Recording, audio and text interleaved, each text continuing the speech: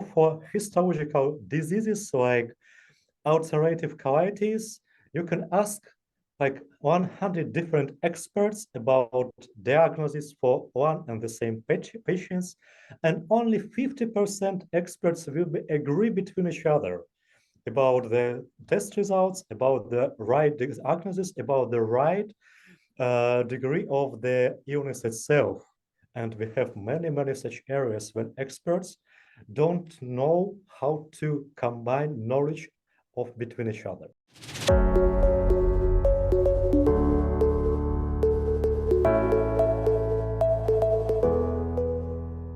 Welcome to another amazing episode of the Tech Business Roundtable podcast, brought to you by Equa.tech, the leader in digital marketing for tech companies. We want to first take a moment to thank you for sharing this podcast with your friends and on social media and helping us grow week after week. Meet our host of today's TBR episode, Ryan Davies. Ryan is the Director of Marketing of Equa.tech and is a dynamic leader in driving business transformation through technology. Over to you, Ryan. Welcome, everyone, to the Tech Business Roundtable podcast show. This is a podcast show dedicated to shining a spotlight on tech innovators, entrepreneurs, founders, and the compelling narratives behind the movements they've established. I'm your host, Ryan Davies, and I'm hosting today's discussion on AI in MedTech, pioneering innovation and business growth with Konstantin Wojciechowski. Konstantin, how you doing today? I'm doing well, thank you, Ryan. How are you? I am good. I am good. For whenever this airs, this is Monday early morning for me. So this is the start of the new week, and the energy is high for me. And we've got a really great topic here, Costa. You are, an expert in this area, and there is so much. I mean, in our pre-talk before we started recording here, there is so much we can talk about with AI and MedTech, and all of the areas it touches, all the barriers, the challenges, the opportunities. But I think right now, maybe the best is for you to kick us off with a little bit on the, current overview on the landscape of AI and MedTech and how it's kind of changing the healthcare industry. Yeah, thank you. So the current landscape of the AI, of the healthcare and the life science, that's something great. And it's a really big thing. And the good point that this is only the beginning of the AI application in this domain.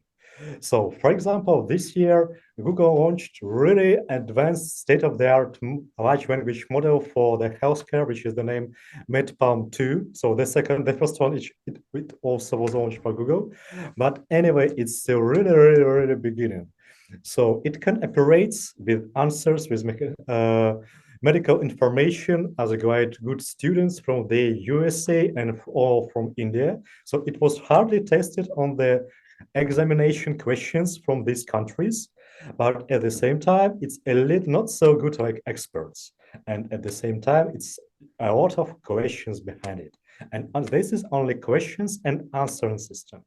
Also, we have a huge domain of different image processing AIs for the MedTech, for MRIs, for histology, for X-rays. There's another story. This domain also is really huge and really interesting.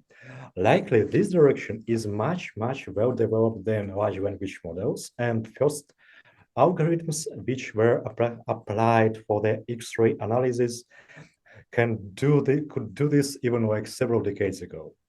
Also, we have just a very huge set of different intelligent algorithms which are responsible for finding drugs, for finding the necessary proteins, for finding correct molecules. That's another direction. So it's really a huge unbounded domain. Yeah, there's this conversation. I mean, we could have 5 sub podcasts just on each of those areas, right? Because AI is each one very differently, right? And you're the head of AI and technical product management at Appro Software, right? So you're a leading figure in the world of AI innovation and entrepreneurship. You've been doing this for 12 years. What motivated you to focus on AI applications in healthcare? Is it just that there's so much growth and opportunity here? Is it kind of a lagging industry from that standpoint? What was it for you that kind of drove you to this space? You're right. That's the point, but that's the main point only from a business perspective. Right. So yeah, that's true, because the AI in healthcare, that's really a direction. That's really a nice domain. domain when a small startups, small companies can compete with such huge corporations like Google, Microsoft, and Meta.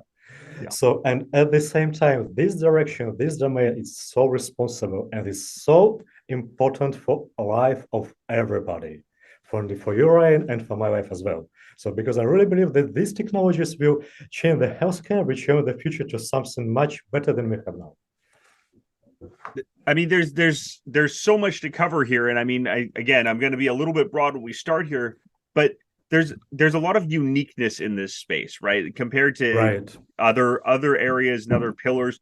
What are some of those challenges and opportunities that businesses face when they're integrating AI into the healthcare solutions space? And I know, again, this could go for a while. We're going to have a few sub Oh, questions yeah. off of this one, but I'll let you kind of kick it off here.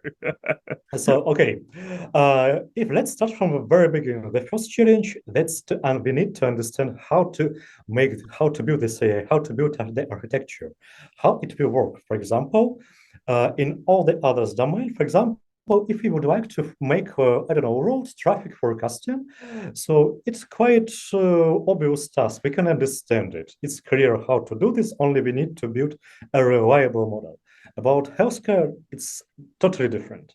For example, for histological diseases like ulcerative colitis, you can ask like 100 different experts about diagnosis for one and the same patients, and only 50% experts will agree between each other about the test results, about the right diagnosis, about the right degree of the illness itself. And we have many, many such areas when experts don't know how to combine knowledge of between each other. Also, the assessment criteria can be really blurred.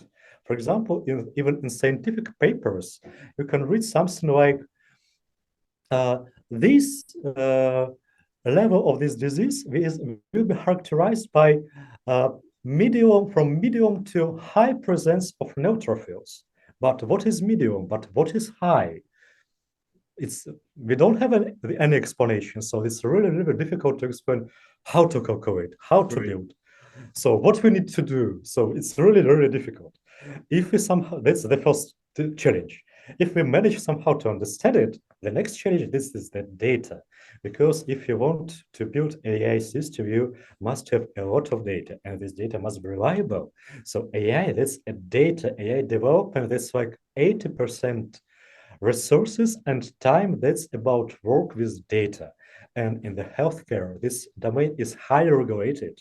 It's extremely personal data, and it's extremely difficult to get this personal data, especially if we speak about rare disease, which not COVID, not something like this, but really disease like genetic disease, which appears maybe on when you have one case per 1,000 citizens. So that's extremely difficult.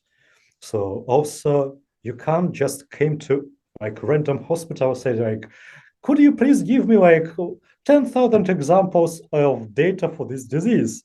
So most likely they have much less. Most likely they have any like specific data formats, and you can't expect the data formats from one medical organizations will be really similar to the data formats from another medical organizations. And by data format, I mean not only the file format, but also the way how they works with these files. So, and also sometimes, and not sometimes, but really usual, if we together with this just data about the disease itself, you need to have metadata, basically information about a person. So for example, somebody has, let's say, problems with heart, and you would like to make some kind of AI prediction about the future of this disease or this kind of person. And next, you need information not only about disease itself, but about metadata about this man and woman, the age, the risk factors, the gender, the like smoking or alcohol addictiveness or something like this, and analysis of other things. So, and all this together can take a really, really long time to be collected. Also, it's extremely difficult and expensive to collect data in this domain. Right. So that's the next challenge. And basically also that's just another point. Sorry, just I had to mention it. This difficulty also provides a nice business opportunities for new startups and companies. So it means that you can create a company who will help to collect such kind of data, who will be able to make an annotation of such kind of data. Yes, and this will really, really important, and this will help you to solve the issue number one with understanding of how measure, and as issue number two with data, understanding what you can measure. So, and next you go to the diseases itself and different variations of these diseases and medical tests. Ryan, do you know that medical health organization has about 55,000 different codes for different disease. Together with this, we have at least 10,000 different medical tests. And together with it, we have several hundred different file formats for storing results of these tests. So, and you can, so, and if we just simply multiply everything to calculate combinations of all this stuff, we will have the answer about several billions of combinations. Also, basically, these AI systems have several billions direction to work with. It is only healthcare. And this is why it's so difficult to create AI in the healthcare. And this is so why even just such big and powerful companies as like Google act extremely carefully and only small and really reliable steps in this direction, because this domain is just too big, too difficult. So, and then basically this is the issue number three, and the issue number four, regulation. So even if we forgot about any AI regulation in the world, regulation of the technology in the healthcare is the most strict in all countries for, I don't know, maybe for several decades, but maybe for several, even half a century. And it's extremely difficult to prove that your system is really safe, and it also takes time and money. So here is four main changes. The first one, that's understanding of the problem itself. The second one, understanding and collection of the data. The third one, understanding let's say your domain itself when you work with data, with what you assess, how you assess, what will be the result. And the fourth is the regulation. So, and all together makes this domain the one of the most difficult, and at the same time the most so it has the biggest prospects. So I really believe in it. Yeah, I think that's exactly. I mean, there's so much to take away there, and I think that was an absolutely perfect, summary of some of the barriers that exist. But it means that it's unprecedented opportunity, probably in this space, almost more than any other in AI, because of that, because the challenge is so big and so difficult. But I think a great takeaway there is, break it down. You don't have to try and solve every problem at once. Start with like the really, just okay, it's what I'm trying to solve. Now how do I even break that down smaller and smaller and smaller to find these solutions as you build up? Yeah, right? Yeah, you're right. So I really believe that this approach, which you mentioned, when you go from small steps, from small pieces of this and big structure of the medical AI, and next we can combine it in something bigger, bigger, and bigger. So, and I really believe that this approach is really promising and will give the best opportunities. Just I recall that a few years ago it was a huge story about IBM Watson. So because they invest like so incredible money, so incredible resources and time in the development of this system. So basically the IBM Watson, they believe that this system will be really advanced, the state of the art, the best in the world AI system for AI medical diagnostics. So basically, like, do you know this TV show with Hiyori, the Dr. House? Oh yes, yep. Yes, so basically it would be like this Hiyori, but much better. And yeah, so and unfortunately the approach was wrong also because they really would like to build something like big, just not not from bricks but from big stone. And unfortunately, the expectations was really overestimated. I don't remember all details of this story, but I think that already several years IBM Watson is definitely not a newsmakers in the mass media. Yeah, I mean you just talk about that. It's like breaking down the Human Genome Project all over again, trying to crack these codes. Like you said, there's so many variations. You're collecting from so many different Yeah, sources. You've got to test the reliability.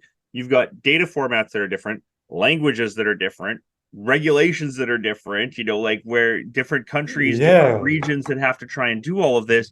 There is so much to be able to that AI can help bring this together. Have you seen, the integration of AI impacted into the medtech space and some of the impacts on business growth that's come about from that? I'm sure with Apro yeah. you've been a part of this already. Could Yeah, you share a story there or two? Yeah. yeah. So it definitely impacts. Just if I mention a very general example, currently, like each MRI scanner, each CAT scanner, and each modern X-ray machine has AI inside. It automatically detects tumors, makes some kind of like classification, segmentation. So, and it can do really a lot of things, and it can do these things much better than humans. And it think not replace humans, but really simplify the life of doctors and save the time of such important people as medical doctors. So that's great. That's perfect. So from my experience from Opera, we help to improve medical tests, clinical trials. So we participated together with our partners in creation of the AI system for assessment of some kind of histological indexes. So we worked with images, we worked with cells, we worked with tissues. This domain, this direction is really not well developed. So it's really quite new.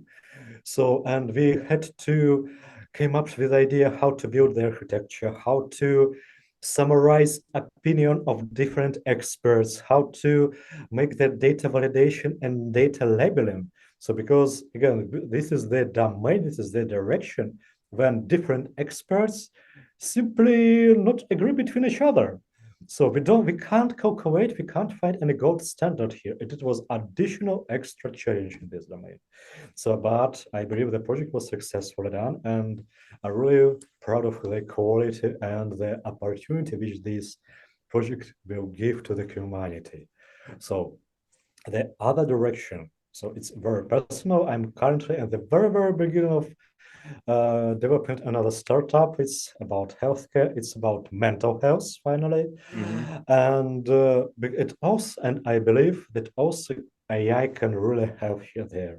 So because if we speak not about this like problems with data, problems with regulations, which are usual if we work with some kind of medical tests, medical texts.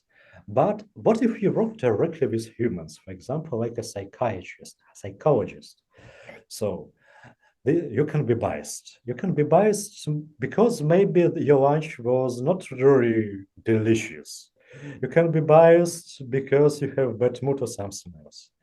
So the opposite person also can be biased against you again for different reasons. Maybe you have shoes of a wrong color. That's possible.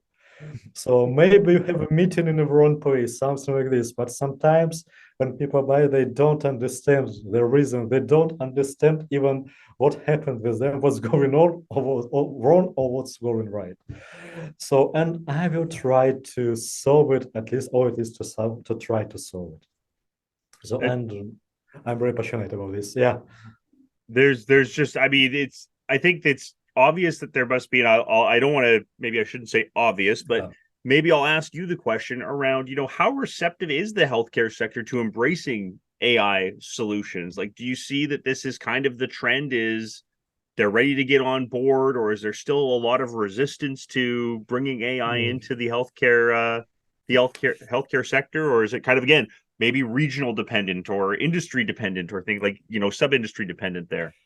Yeah, it's really interesting question because I don't have just a simple answer, yes or no. So because Good. I I like the see, complicated yeah, answers. I good, love great. these. Yeah. So because I can see everything what you mentioned, I know people and who really believe that AI will change the healthcare. They're testing for something better, and it must be integrated into it. At the same time, I can see and I know stories about a huge resistance when people think it's something like just like some kind of strange, useless black box. So, and this attitude, like, it's highly depends even, I don't even, it's highly different even between different hospitals. I'm not talking about different countries or regions, just between different hospitals and one in the same country. So again, it's not about technology, that's about humans' perception of this technology. Right. So, but if we ask like medical experts, if we ask entrepreneurs, if we ask, I don't know, for example, Bill Gates, so all these people will prove you that AI and healthcare, this is the future. This is a perfect match, and they will be together.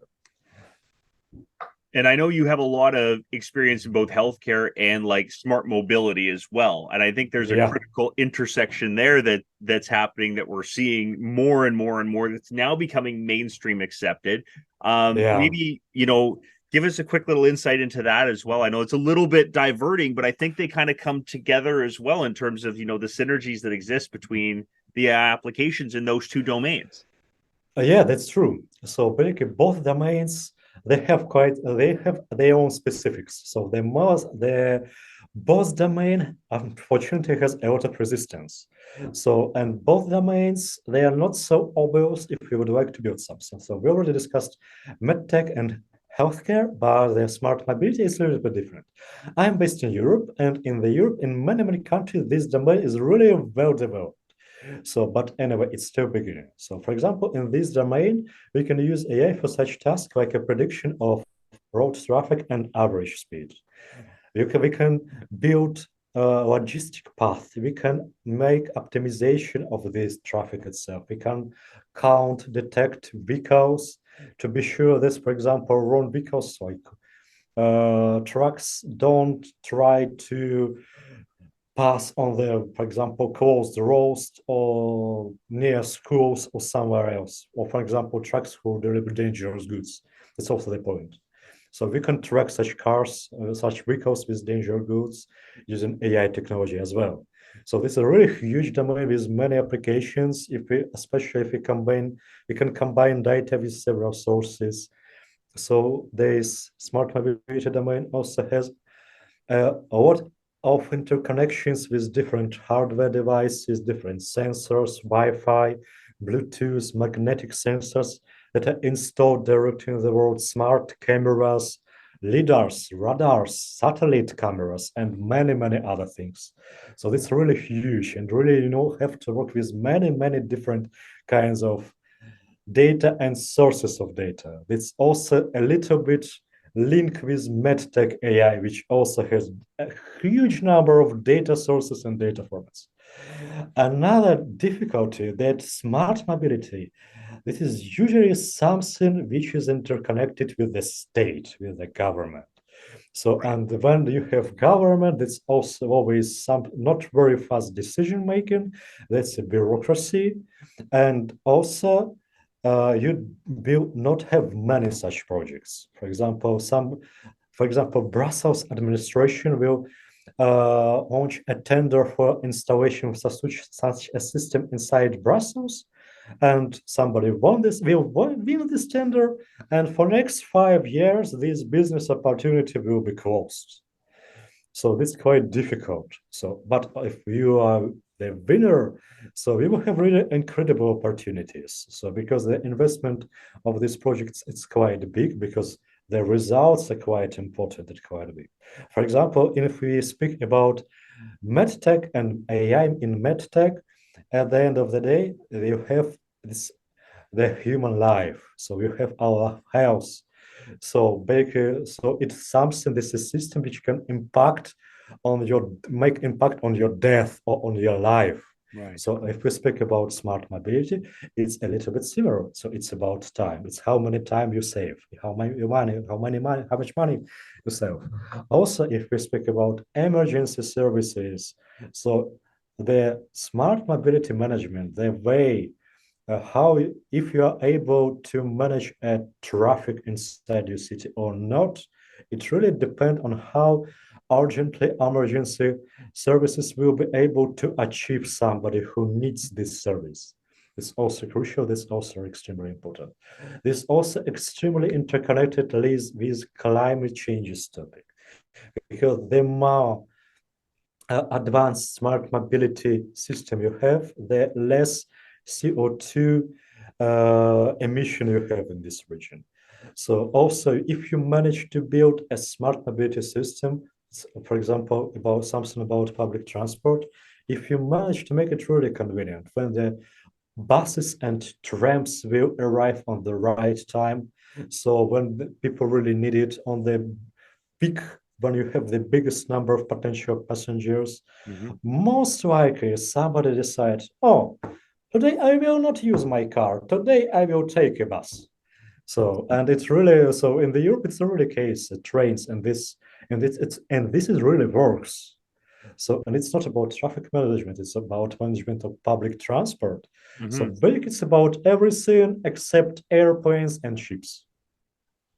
So it's also about selling different tickets. So it's about parking services. It's about the security services, because the system, they are really respect the modern smart mobility system. They really respect your privacy, but they can really track a lot of information about world and about people in this world. So from gadgets to different details about your vehicle, like car number, model, manufacturer, and many, many other things. So it's really, really interesting topic. So this about security, this about savings of time. So, for example, if police would like to know if you have, let's say, a stolen white car in this region, it can open a special dashboard on smart mobility system and check and search by car color on the database from smart cameras. So it's really, Wow. really interesting. That's wild. I mean, it's just you could see how they just they impact each other, the commonalities between them, and like how they're going to be intertwined Yeah, yeah. are coming to the surface. With that, I know, we're running a little long on the episode, but I'm loving I'm loving the conversation. I want to ask a couple more Okay, questions great. here. Cool. We talk about that now. Let's talk about the importance of collaboration within this industry as well, right? Because forming partnerships is going to be crucial. We're talking to, our Yeah, tech business founder audience, and it's such a fine line between partnering and oversharing, and partnering for the benefit of pushing, businesses forward. But what have you seen in terms of the importance of forming these partnerships within, AI solutions in MedTech? so in MedTech, that's really crucial to build a trustworthy partnership with hospitals and with medical scientists. Right. So because that's a huge probability that in this, when we try to solve the idea the issue on what to build and how to calculate, you will have to make a really long consultation with scientists, maybe with people who developed these tests, maybe with people who developed this methodology. This is crucial. This is extremely important. So, and also this collaboration with scientific domain in medtech, it will also really provide you a huge help with regulation. So these different compliance things. It's also really important to collaborate with hospitals, because scientists, that's somebody who is in very, very beginning. So hospital, that's somebody who in the very, very end. So basically who will take care about people who are whose life will depend on your solution. So also, and you know, must have this feedback, and this also not just about responsibility. So it's of course responsibility is crucial because we have the humans at the end of the day, but it's also about helping these regulation, helping with compliance, helping with business opportunities, because scientific community and business community is really highly interconnected. So, like scientists can become a businessman and launch a new company based on his or her recent discovery, and vice versa. A huge company can invest in science to have a new discovery to launch a new business domain. So, and basically, AI is something who we who or it can unite science and business here. Just it's in this like healthcare domain. I think that's just a perfect, perfect way to kind of sum up that area. We'll kind of close off here with breaking out the crystal ball for you here, Oh looking yeah. ahead, as a final thought, key message, or anything that you think maybe a trend that's going to define the future of AI and MedTech, or how tech business founders can really position themselves for success in this space. Any key takeaways here? I know there's been tons of advice and tons of Oh, points here, but this could go again a whole episode on it. So I'll turn it oh. over. So it's so important at the same time, so difficult question. So basically, if you would like to success in AI in the medtech domain, so you must believe in science and you must rely on science. So because this understanding of the what you want to build in the very, very low level, maybe on the level not only the math, because math will be the next step, on the level of biology, biochemistry, or psychology, it will be the first and very, very crucial step. So, and also you have to understand the disease and people with this disease in extremely detailed way. So you must know what. So you must keep in mind that AI can make mistakes. People also can make mistakes, of course. But what kind of mistakes is less dangerous?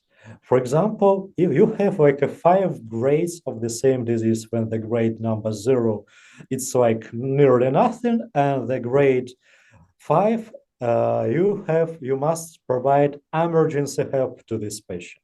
So what if this AI system, which will create this disease, make a mistake? For example, what if make a set so this person has the grade two, but in the reality, the person has grade three, or vice versa. Which option the better? So you must keep it in mind. So basically, science-driven and data-driven approach first. Perfect summary there of a good place to kind of close off, give people there's so much to take away from this episode. I think we could run a few more in Oh. this space for sure, and I may not let you off the hook yet. We may have to do a few more discussions here. But for our audience, I want to give you a minute here just to kind of let them know how they can get in contact with you, learn more about Appro, all of the pieces here, because I'm sure there's going to be people out there that would say, I'd love to pick your brain and get a little bit more information, maybe Oh. form one of those important partnerships we're looking at here. Yeah, sure. So you can contact Opera via our website, apro.ai. So, or you can find me in LinkedIn. So that's my main social network. And I really will be happy to collaborate with you, to discuss with you something. And I believe that together we will be able to find something incredible which will change the world to the better. So for the better tomorrow. Absolutely perfect. I think that's a great place to close off. And thank you so much, Konstantin Wojciechowski, for being here and giving us so much knowledge, so much to take away in AI, MedTech, and for our business, founder audience to be able to understand just this limitless opportunity that exists in this space, I Yeah, think. that's And true. it's a heavy lift, but for those that are willing to do the heavy lifting, I think there's just so much here, and pioneers like you're blazing the way for us. So thank you so much for being here and sharing all of these great informational pieces with us today. Really appreciate it. Yeah, great. Thank you very much. Wonderful. So with that, again, a thanks to Konstantin Wojciechowski for this Yeah. amazing podcast, AI and MedTech, pioneering innovation and business growth. And I want to thank our listeners as well. We can't do what we do without you. So until We meet again with another amazing TBR episode. I am your host, Ryan Davies. Take care and stay curious out there. Thanks so much.